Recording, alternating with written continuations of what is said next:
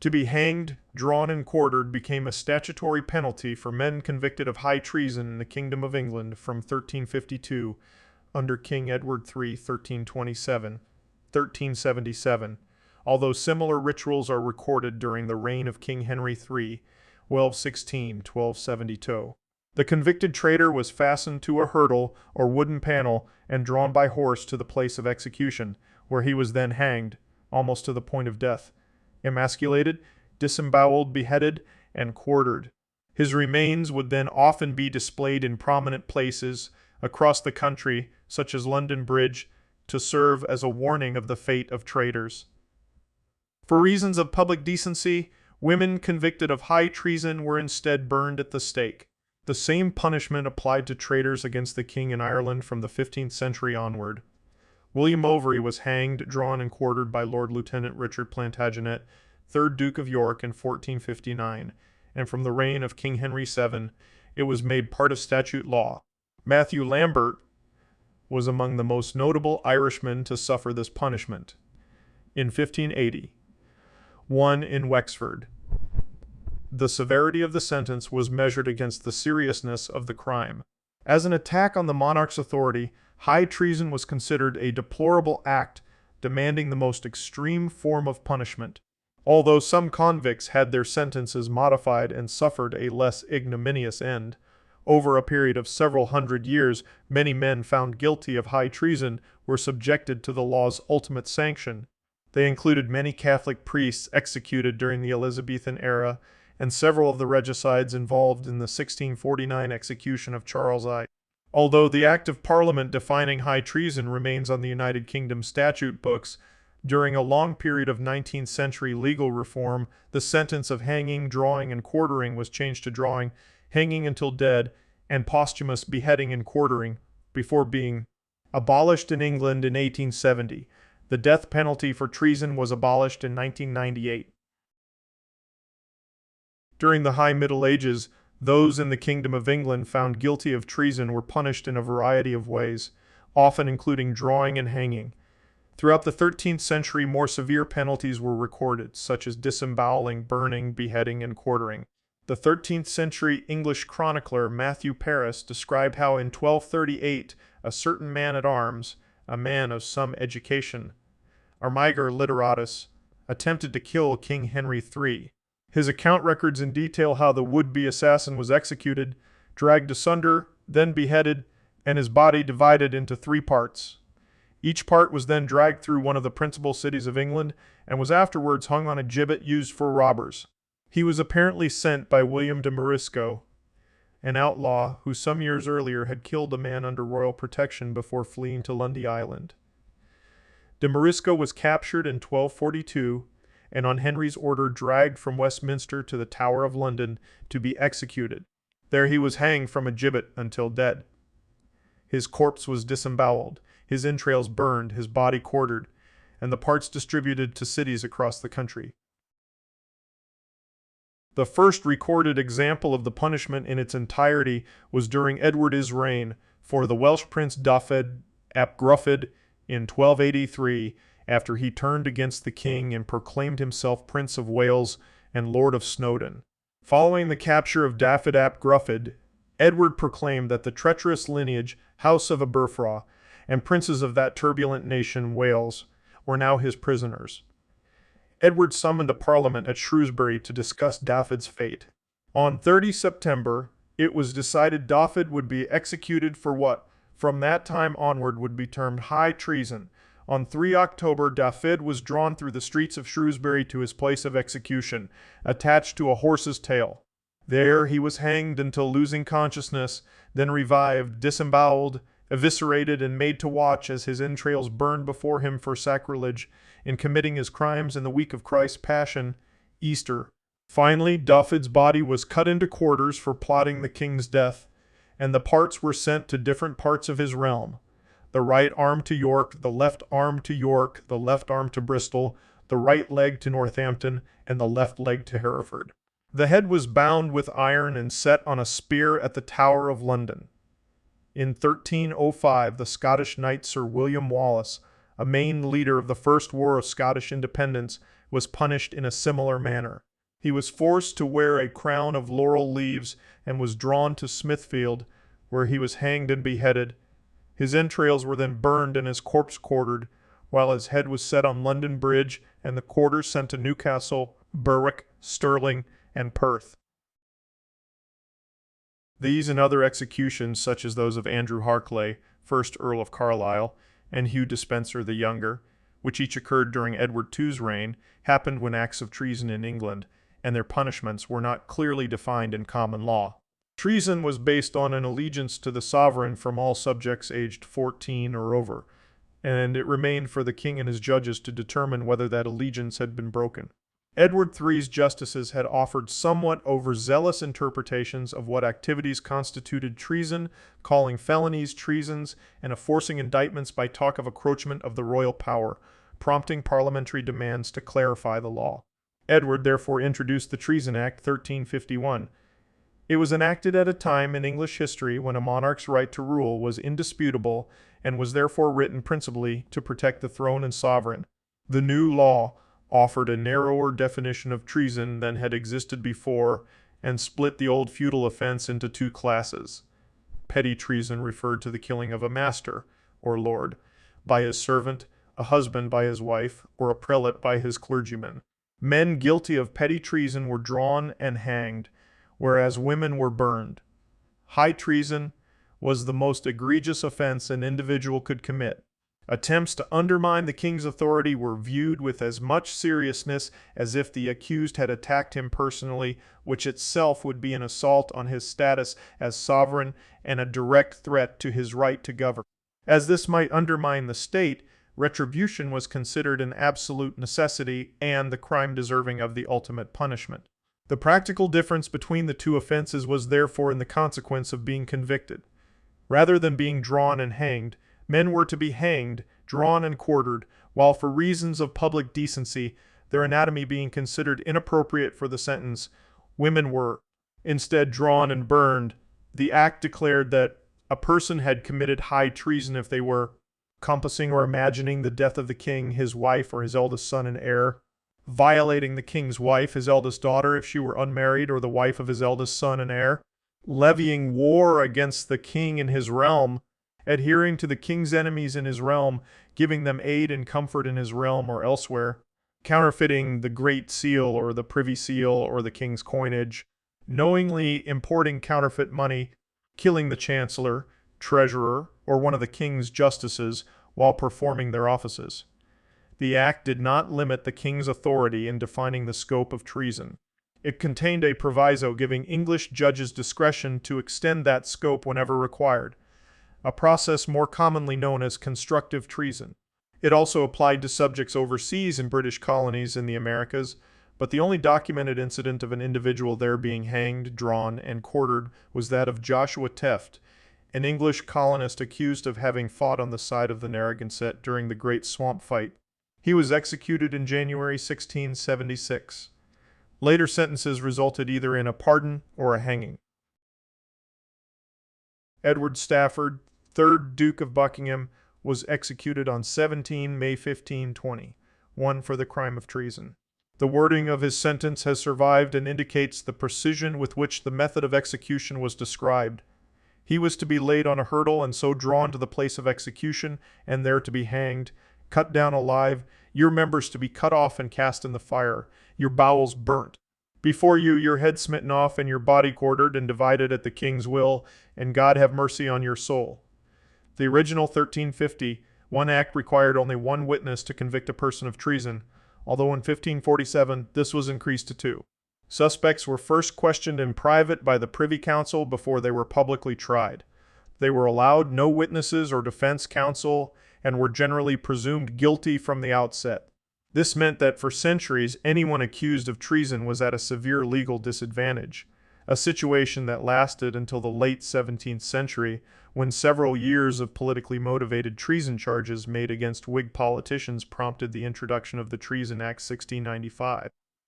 This allowed a defendant counsel, witnesses, a copy of the indictment, and a jury, and when not charged with an attempt on the monarch's life, to be prosecuted within 3 years of the alleged offense. Once sentenced, malefactors were usually held in prison for a few days before being taken to the place of execution.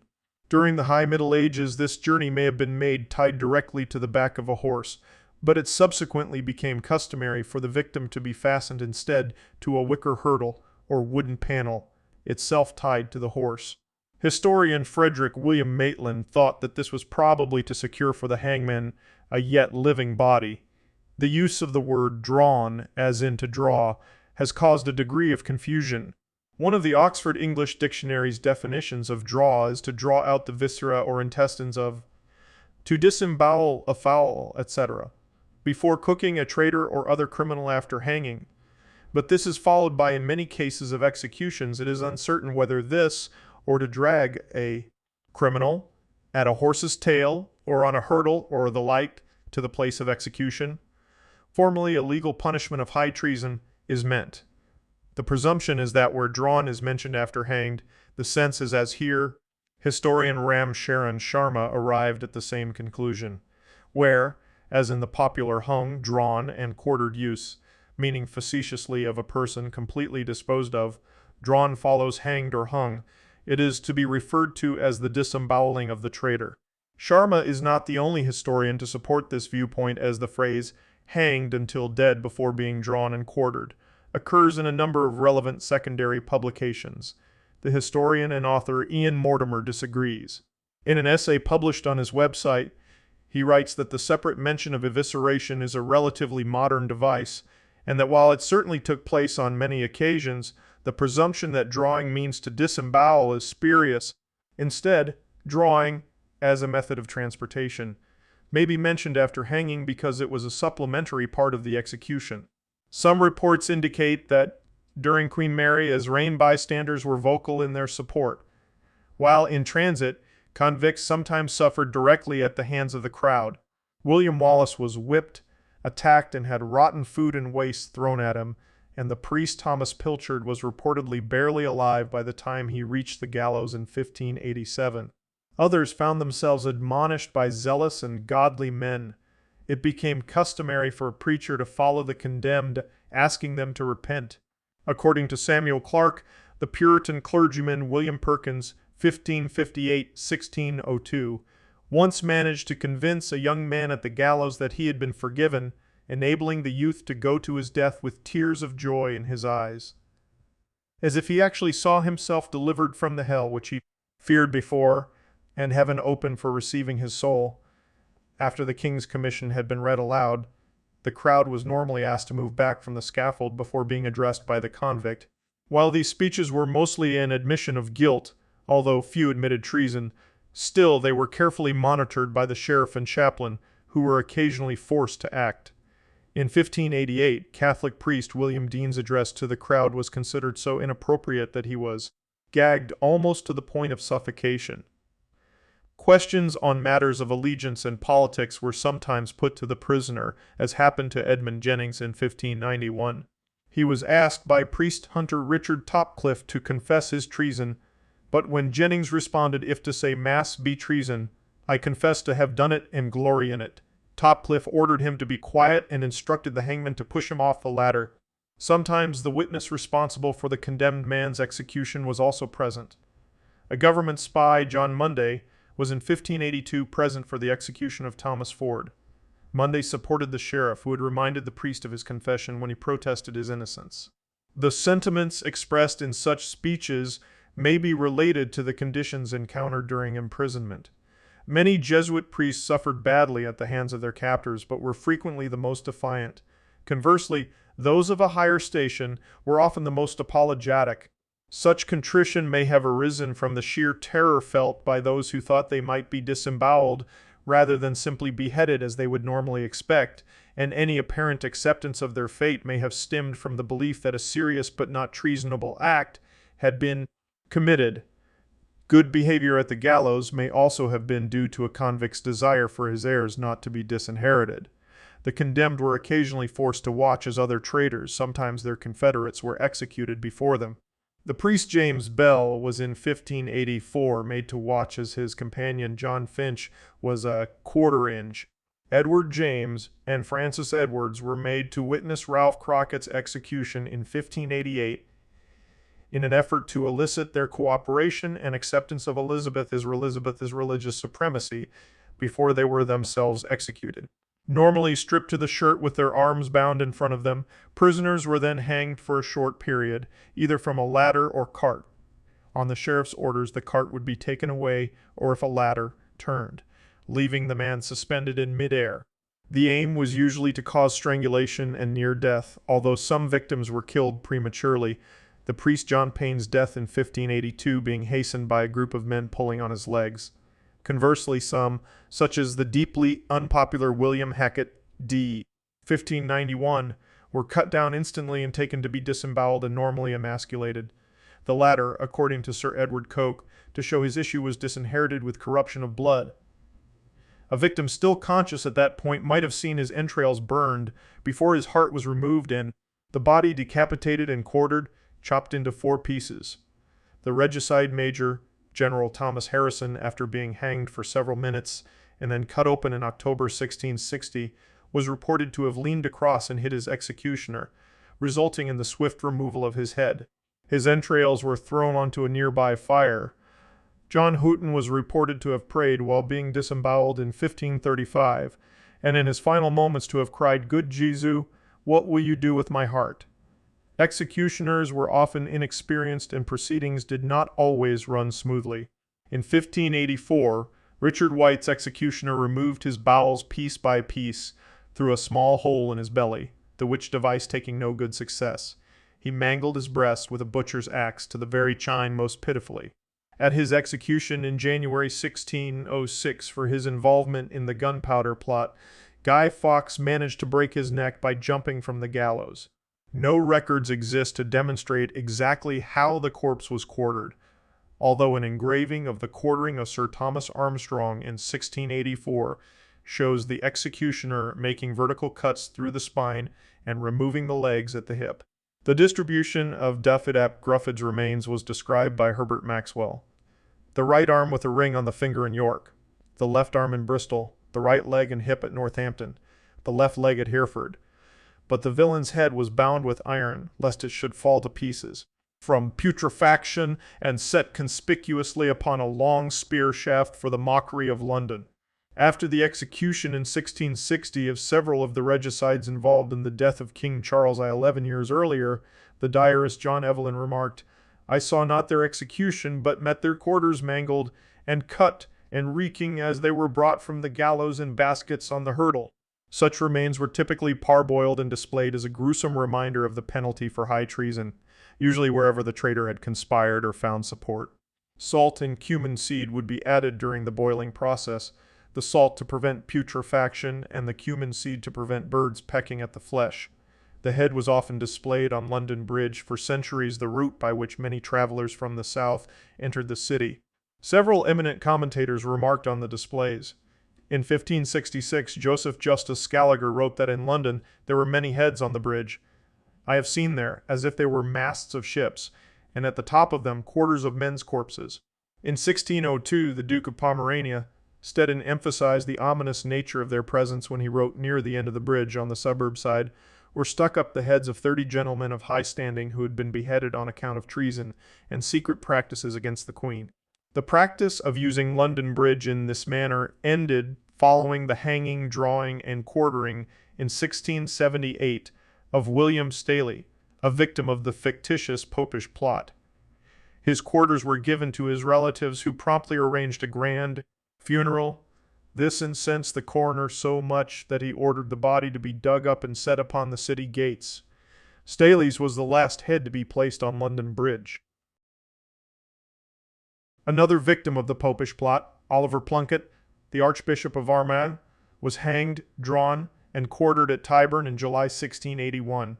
His executioner was bribed so that Plunkett's body parts were saved from the fire. The head is now displayed at Speeder's Church in Drogheda. Francis Townley and several other captured Jacobite officers involved in the Jacobite Rising of 1745 were executed, but by then the executioner possessed some discretion as to how much they should suffer, and thus they were killed before their bodies were eviscerated.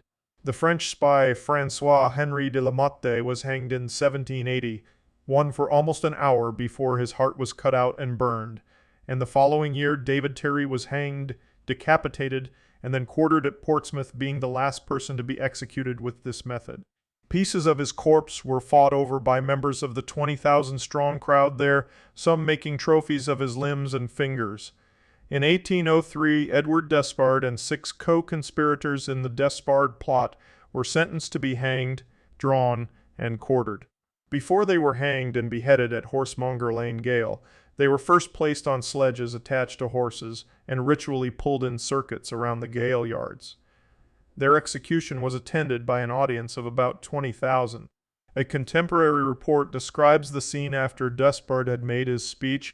This energetic but inflammatory appeal was followed by such enthusiastic plaudits that the sheriff hinted to the clergyman to withdraw and forbade Colonel Despard to proceed. The cap was then drawn over their eyes, during which the colonel was observed again to fix the knot under his left ear, and at 7 minutes before 9 o'clock, the signal being given, the platform dropped, and they were all launched into eternity. From the precaution taken by the colonel, he appeared to suffer very little. Neither did the others struggle much, except Broughton, who had been the most indecently profane of the whole. Wood, the soldier, died very hard. The executioners went under, and kept pulling them by the feet. Several drops of blood fell from the fingers of McNamara and Wood during the time they were suspended.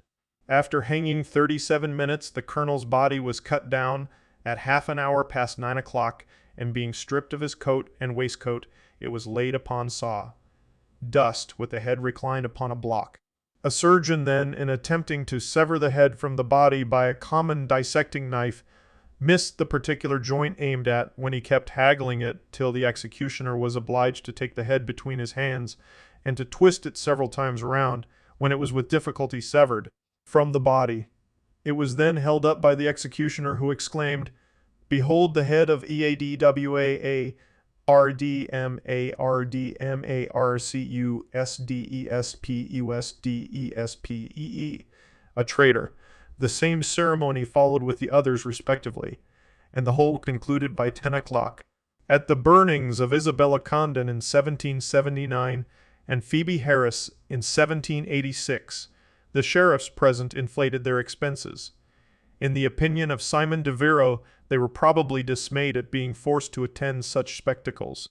Harris's fate prompted William Wilberforce to sponsor a bill which, if passed, would have abolished the practice, but as one of its proposals would have allowed the anatomical dissection of criminals other than murderers, the House of Lords rejected it. The burning in 1789 of Catherine Murphy, a counterfeiter, was impugned in Parliament by Sir Benjamin Hammett. He called it one of the savage remains of Norman policy. Amidst a growing tide of public disgust at the burning of women, Parliament passed the Treason Act 1790, which for women guilty of treason substituted hanging for burning. It was followed by the Treason Act 1814, introduced by Samuel Romilly, a legal reformer. Influenced by his friend Jeremy Bentham, Romilly had long argued that punitive laws should serve to reform criminal behavior, and that far from acting as a deterrent, the severity of England's laws was responsible for an increase in crime. When appointed the MP for Queensborough in 1806, he resolved to improve what he described as our sanguinary and barbarous penal code, written in blood. He managed to repeal the death penalty for certain thefts and vagrancy, and in 1814 proposed to change the sentence for men guilty of treason to being hanged until dead and the body left at the king's disposal. However, when it was pointed out that this would be a less severe punishment than that given for murder, he agreed that the corpse should also be decapitated as a fit punishment and appropriate stigma. This is what happened to Jeremiah Brandreth, leader of a 100-strong contingent of men in the Pentridge Rising and one of 3 men executed in 1817 at Derby Gaol. As with Edward Despard and his confederates, the 3 were drawn to the scaffold on sledges before being hanged for about an hour, and then on the insistence of the Prince Regent were beheaded with an axe. The local miner appointed to the task of beheading them was inexperienced, though, and having failed with the first 2 blows, completed his job with a knife. As he held the first head up and made the customary announcement, the crowd reacted with horror and fled. A different reaction was seen in 1820 when, amidst more social unrest, 5 men involved in the Cato Street conspiracy were hanged and beheaded at Newgate Prison. Although the beheading was performed by a surgeon following the usual proclamation, the crowd was angry enough to force the executioners to find safety behind the prison walls. The plot was the last crime for which the sentence was applied. Reformation of England's capital punishment laws continued throughout the 19th century, as politicians such as John Russell, 1st Earl Russell, sought to remove from the statute books many of the capital offenses that remained. Robert Peel's drive to ameliorate law enforcement saw petty treason abolished by the Offences Against the Person Act 1828, which removed the distinction between crimes formerly considered as petty treason and murder. The Royal Commission on Capital Punishment 1866 recommended that there be no change to treason law, quoting the more merciful Treason Felony Act 1848, which limited the punishment for most treasonous acts to penal servitude. Its report recommended that for rebellion, assassination, or other violence, we are of opinion that the extreme penalty must remain, although the most recent occasion, and ultimately the last, on which anyone had been sentenced to be hanged, drawn, and quartered, was in November 1839, following the Chartist Newport Rising, and those men sentenced to death were instead transported. The report highlighted the changing public mood toward public executions, brought about in part by the growing prosperity created by the Industrial Revolution. Home Secretary Spencer Horatio Walpole told the Commission that executions had become so demoralizing that, instead of its having a good effect, it has a tendency rather to brutalize the public mind than to deter the criminal class from committing crime. The Commission recommended that executions should be performed privately, behind prison walls, and away from the public's view, under such regulations as may be considered necessary to prevent abuse, and to satisfy the public that the law has been complied with. The practice of executing murderers in public was ended 2 years later by the Capital Punishment Amendment Act 1868, introduced by Home Secretary Gathorne Hardy, but this did not apply to traitors. An amendment to abolish capital punishment completely, suggested before the bill's third reading, failed by 127 votes to 23. Hanging, drawing, and quartering was abolished in England by the Forfeiture Act 1870, Liberal politician Charles Forster's second attempt since 1864 to end the forfeiture of a felon's lands and goods, thereby not making paupers of his family. The act limited the penalty for treason to hanging alone, although it did not remove the monarch's right under the 1814 Act to replace hanging with beheading. Beheading was abolished in 1973, although it had long been obsolete.